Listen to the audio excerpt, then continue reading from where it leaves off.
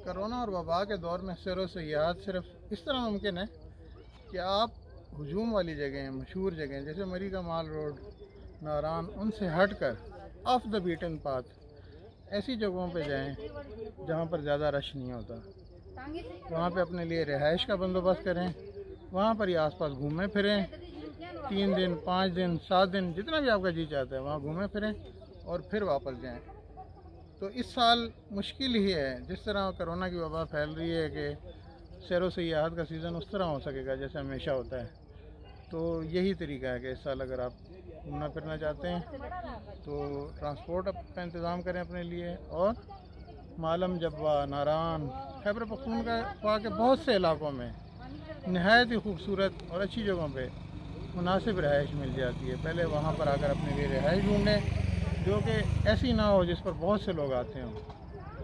एक कमरा लें, उसको डिसइंफेक्ट करें और उसमें रहें।